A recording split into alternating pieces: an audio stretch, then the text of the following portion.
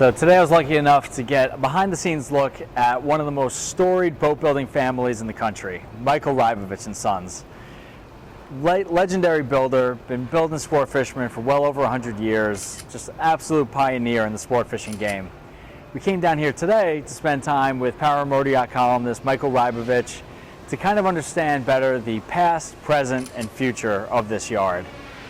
Now, if you've been following the magazine for any amount of time, you know that Michael Rybovich has been writing a stem to stern column for us based off of a newsletter that he puts out. And what an incredible column. It's always a raw, authentic, sometimes politically incorrect look at what it takes to build these boats, but it always comes from the heart. So what we got, let's walk out here first and we'll get a little look at the waterway.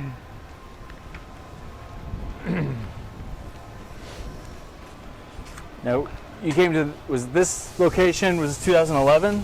Yes. Okay. We moved here in 2011. This was actually E&H Boat Works. That's from right. 1946 till 2011. Wow.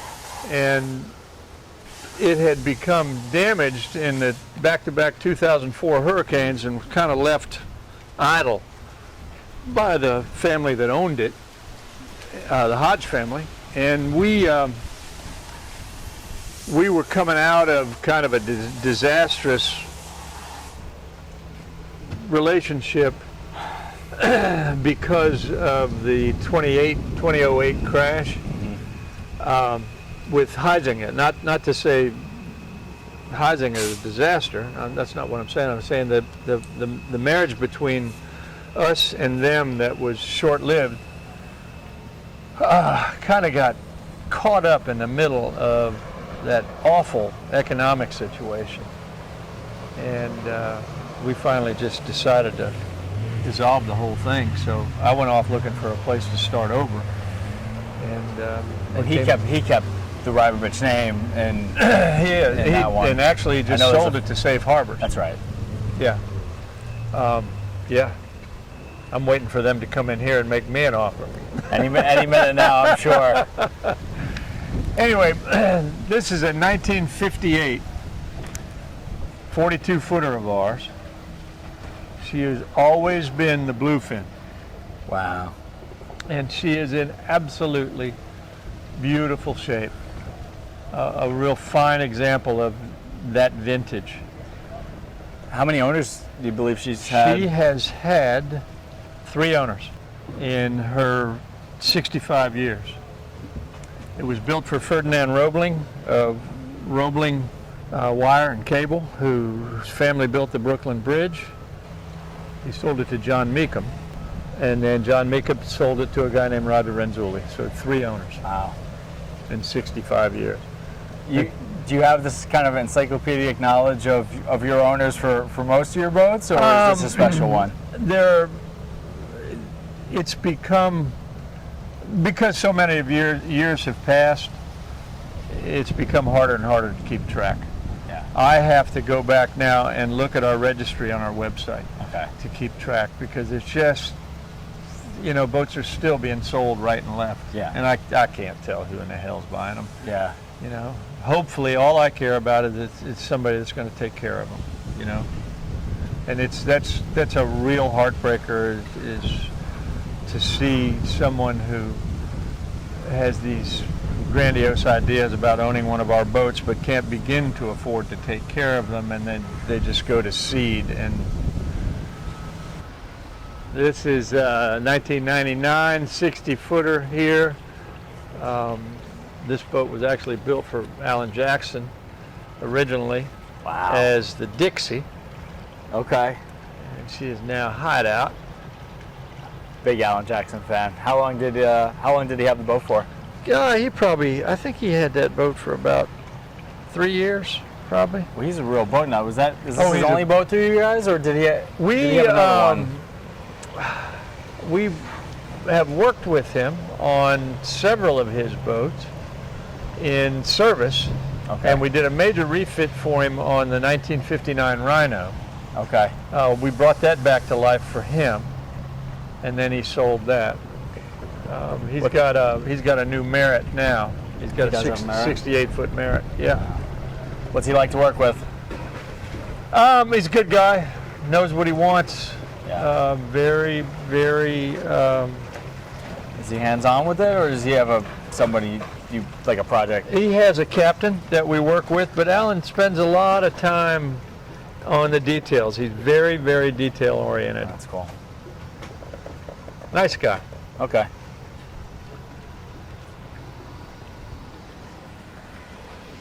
She is an amazing, amazing boat. This is a 2003 65 of ours. Now, this owner, is he kind of, I mean, to have such an iconic Rybovich, is he a first-time owner? Or with you This guys? one? Or this Claire one? Joe? No, yeah. Claire Joe? He is an absolute antique boat fanatic. Okay, if that He makes has sense. had many, many really, really well-known antique Chris Crafts. Okay. But come on, jump aboard real quick. Yes, please. I'll show you this. She's all covered up because she's all varnish. You know, she's got varnished deck house, teak decks all the way up and around. So,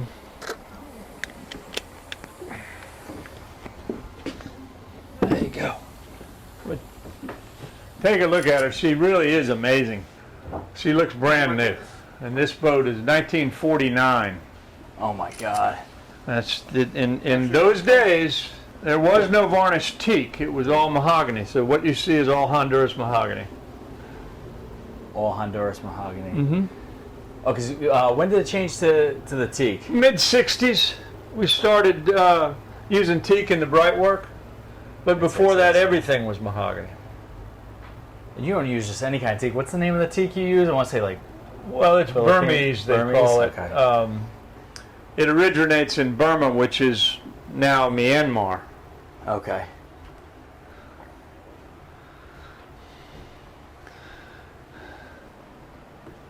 It's got a little set of B. Cummins in it. But she is an example of pride of ownership, I would say. They take very, very good care of this boat. But this boat's 74 years old, Dan.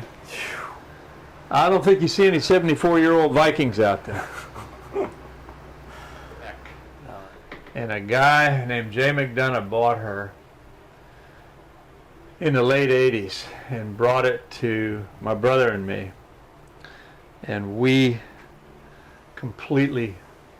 did a complete refit on her, completely rebuilt her. But everything you see now, we put her back according to photographs that my Uncle John had. He was still alive then, and he came by and saw us working on a project, and he said, hey, I think I got some pictures of that. We needed that because she'd been bastardized so bad over the years. So we worked off of photographs and put her back exactly the way she was. Beautiful.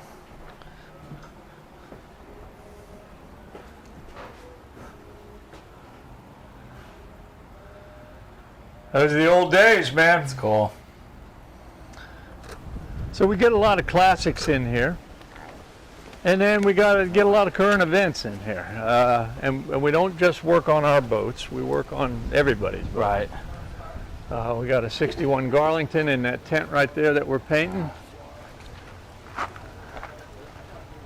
We have a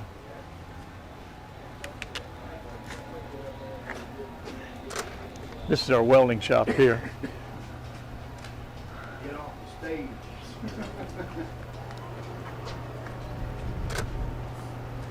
And machine shop here. Dan, John, this is my son Alex. Yes. Hey. We met this right when they walked up. morning. Okay, good.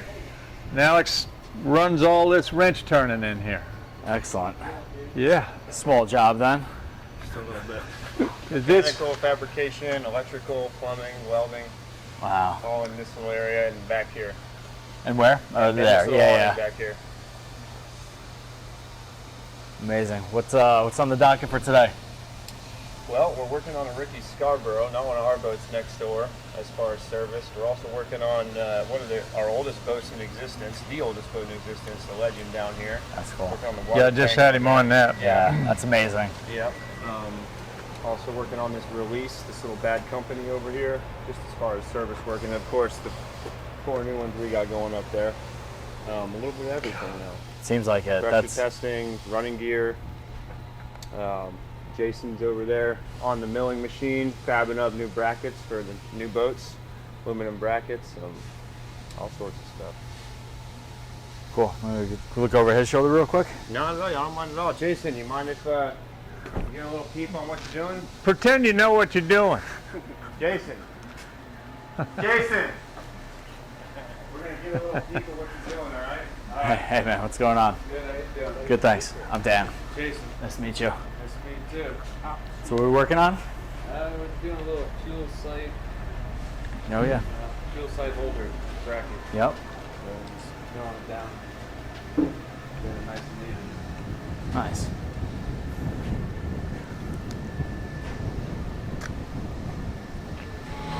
It's a 60-footer of ours that got beat up in the hurricane that hit the West Coast last year.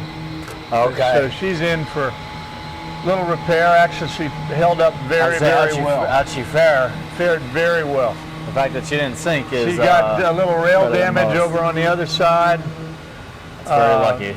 And that's really the extent of the damage, was some rail damage over on the other side where the dock got up against it. But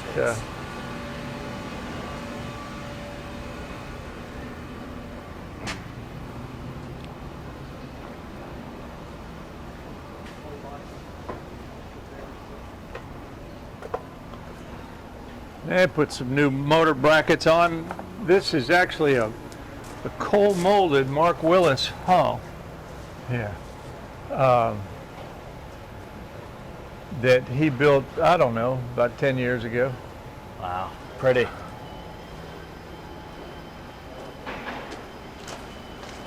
So you said 3 or 4 new builds in We got progress? 4. I'll show them to you. We got Please. the 42 that we're just setting up over here. Okay. This is a 62, the 82. She's the closest to going out the door. We got a few more months on that. She's going out the door. And then a 70 over here in front of this 36 footer. Okay. Yeah.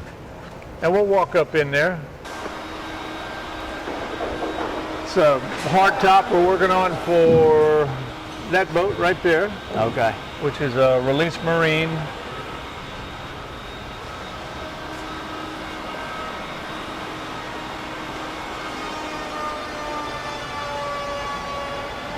These guys are mounting hardware on a curved door that Yeah. goes inside this 82. That's a 62 that we're building there. And you said since 2011, this is the most new boats at one time? Yes. 4? Yes. And it comes at a time when help is hard to find. So it's a blessing and a curse. Yeah. I mean, we'll take the work any day.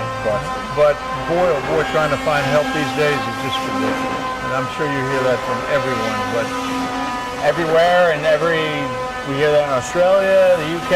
It's not even no, it's strictly a worldwide. US thing. Yeah. Yeah. It's Yeah. Come on up, we'll take a look at this real quick.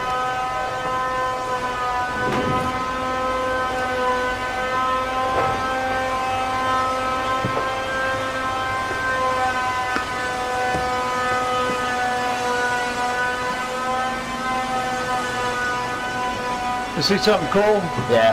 These armrests. Aren't they cool? Yeah. All laminated. We went with an open armrest.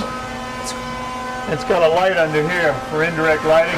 Oh, really? Yeah. That's sweet. That's gonna be cool. Was this kind of just a mold when you were making it? No, or this is just to protect it. Really, it is. Well, idiots are walking by. I wondered Yeah. if that was the case. All right. Knew we were coming. Yeah, seriously, who warned this guy? This particular boat is the way we laid out the engine room entrance. We got it out of the cockpit because a lot of these guys get real serious, and they fill that cockpit with a lot of water. And we found on a lot of our older boats that then you're Where's the water swimming going? in the engine room. So we moved it up here, out of the weather, moved the mezzanine sofa and seat back, Yep. and now we go in here.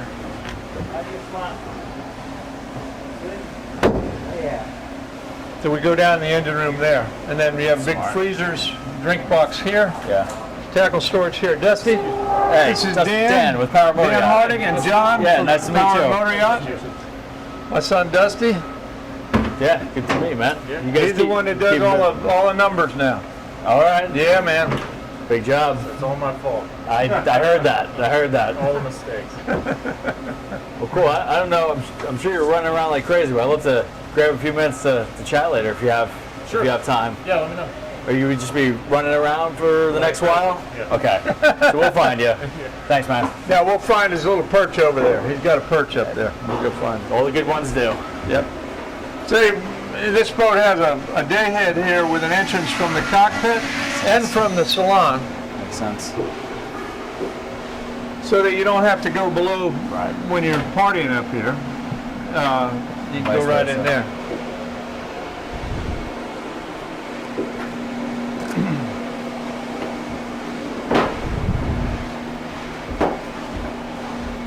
Big salon. This will get 3 bar stools right here. Okay. Dinette over there, big sofa goes in the back corner. And we're in the process now of putting all the stone in. So that's why you see no rails on it yet. We're putting the stone in. You'll see down below where the boys are doing that now. Air conditioning, plenums in the At overhead. the top. We recess them, That's and it makes a popular now, right? really, really cool application there.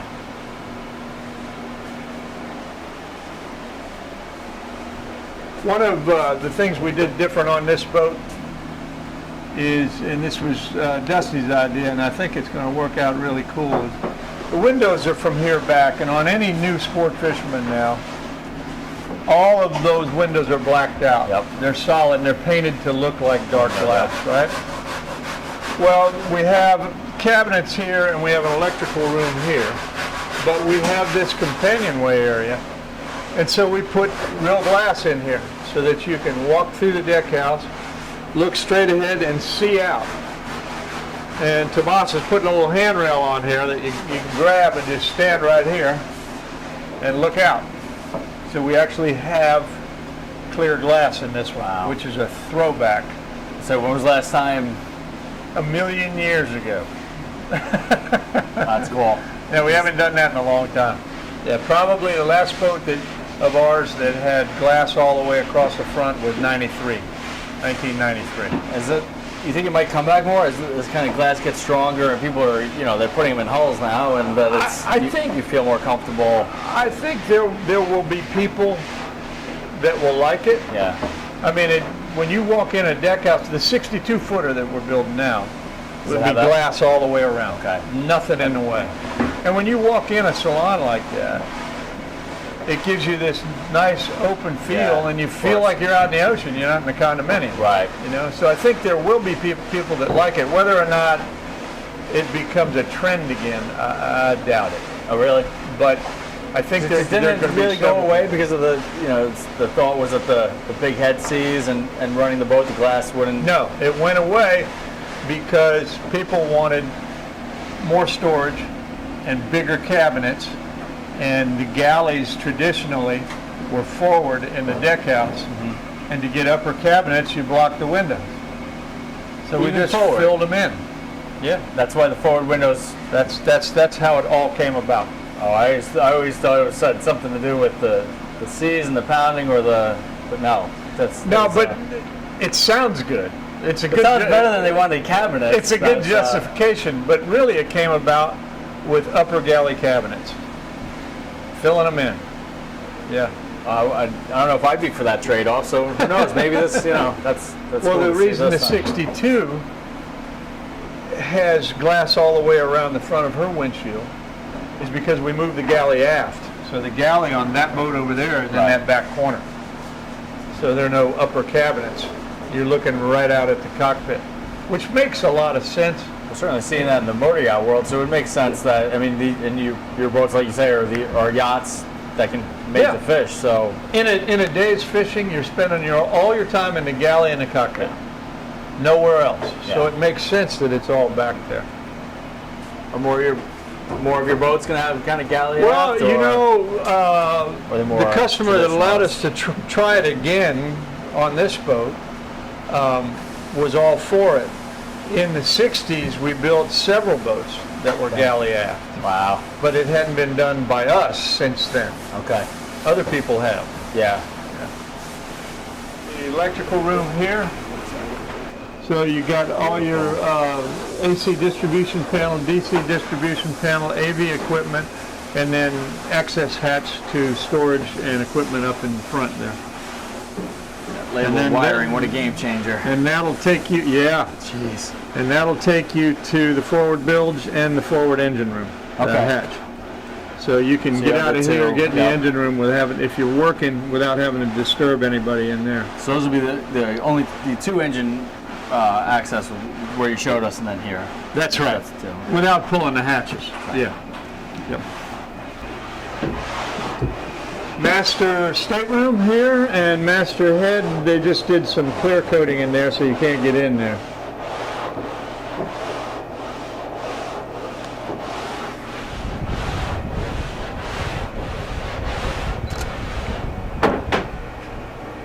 Yeah, this will get wall vinyl from here up, from the wainscoting up. That's washer dryer in there. Okay. And this is storage.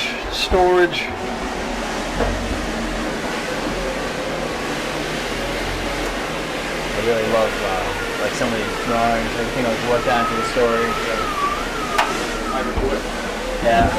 These are guest staterooms with twin berths, and each with their own individual head and shower. You can walk in there.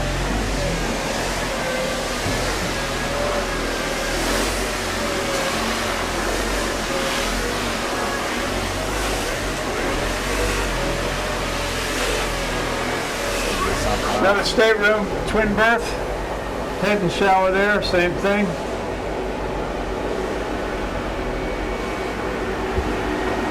And you got VIP up here with the head and shower forward. That's smart.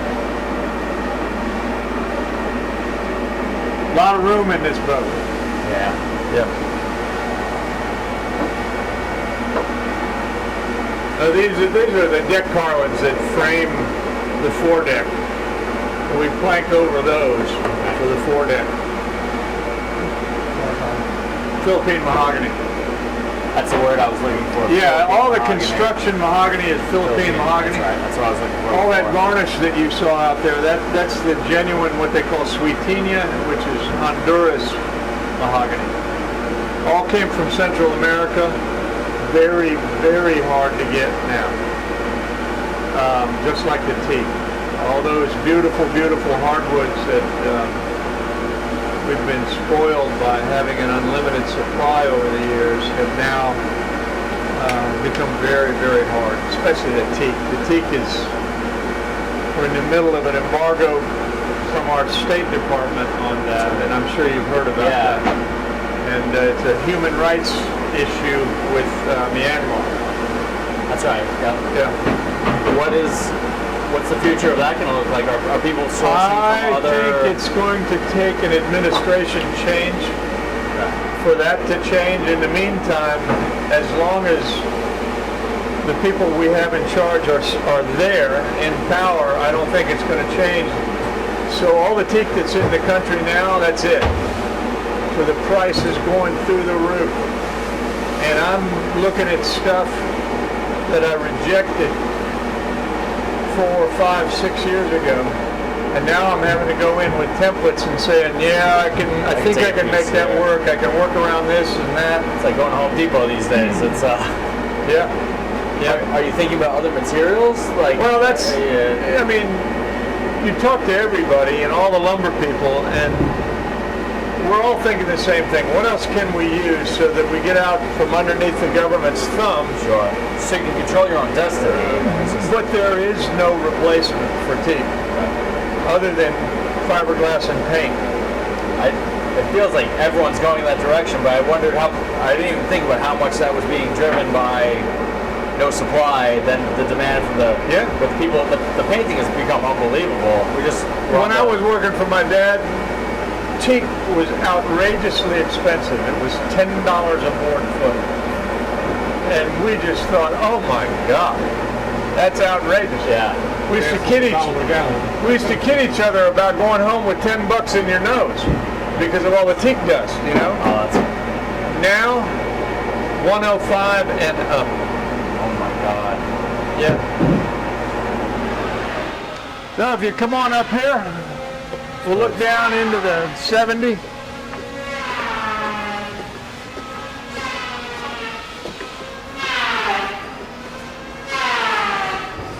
It's amazing. Didn't you just flip this hull like a couple weeks ago?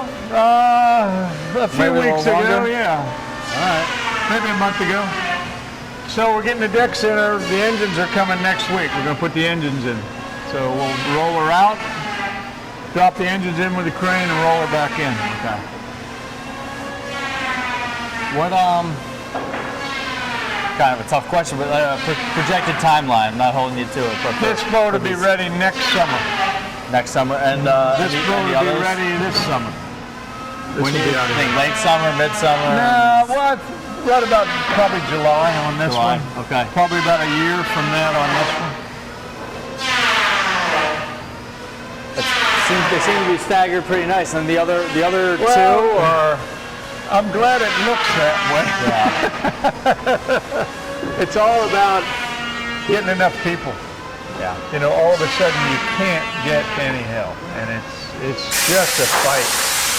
And we're bringing in a lot of subcontractors who are great. I was gonna ask you that. I've been looking at some of the T-shirts, and are there what percentage of subcontractors? I would say probably of the guys you see in the yard today, probably 20% of them are subcontractors. I was always of the mind that I wanted complete control. I wanted our own crew, and I didn't want any outsiders. But that's just unrealistic now. And we're lucky that we've found some really good people that are productive in their subcontract application.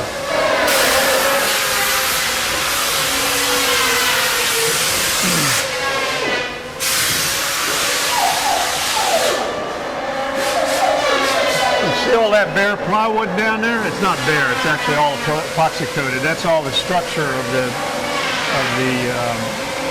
forward cabin. Okay. Yeah. Bottom. We're trying something new on this boat. What? We're spraying that whole thing with rhino liner. What's that? The build. You know that the stuff they spray pickup truck beds with? Yeah. Yeah. We're going to do the whole build. Interesting. That makes sense. Right? We're having big time fun with that. We're all excited about it. Oh man. It's going to make a quieter boat, no maintenance in the build. What way the quieter? Because it's a rubber material.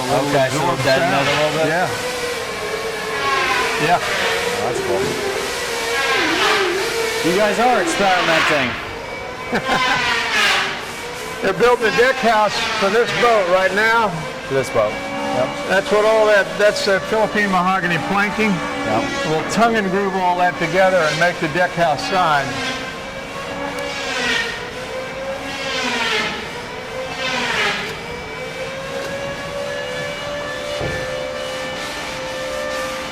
We just put the glass in this boat last week. So while everybody else is painting that to look like glass, we put real glass all the way around, even though you can't see through it. Right. But you never have to paint it. It doesn't crack in the heat.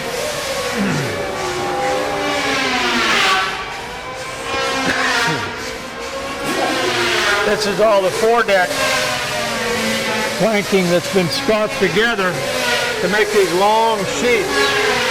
And that's the foredeck for this boat.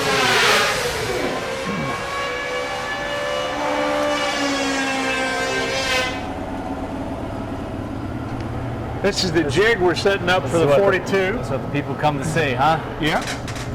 And you can see the laminated engine stringers going in her. These, yeah. Anything you see in mahogany stays in the boat. These are permanent structural members. Okay. Anything else Mahogany. is just to plank over and is removable. So like this. So this, all this plywood, that'll come out of the boat. That's just to plank over until we laminate the hull. And then that stuff comes out. The mahogany stays in.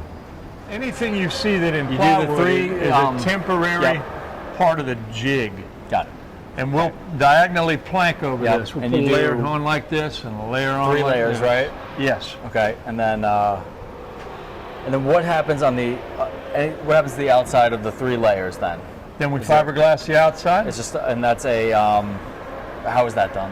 We use what they call 1708, which is a 17-ounce biaxial cloth with an 8-ounce mat on it. Okay. And we will saturate that in epoxy resin. Okay. And in that epoxy, we'll smear all that on the outside of the boat. Got it. And it penetrates, and then we will build that up with multiple layers of resin so that we can grind that smooth. Multiple layers of resin, but 2 layers of fiberglass.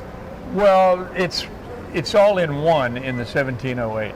Oh, okay. It's biaxial cloth and mat all together. Oh, that's why they call cloth it and mat 1708. in. Yes. Okay. Okay. Anyway, then we take the jig out and we do the same thing on the inside, and then we roll it over. 1708. Mm-hmm. Yeah, that gets there's usually a piece of it laying around faired there. and painted. That's right. Okay. So if you look at the 62 next to us, you can see that process was done a long time ago now, and you get that smooth hull. This one here, this is what we call the stem, and it's laminated up out of the same material that we use for planking. So you can see all the laminations in that. Yep. And we bend that around a jig so it's all one piece. Yep. No joints in it. So when we're done with this hull, it's going to look like this hull. And this is all fiberglass with resin on it here that has been ground and blocked. And then it'll get final paint. It's in primer now. Okay. This is primer. Where do you and then when you paint, you just do a like a shrink wrap enclosure like you did on the garlanting for each boat? That's right. Okay. We're still doing it the same way we've done for 60 years anyway, as far as the cold molding goes.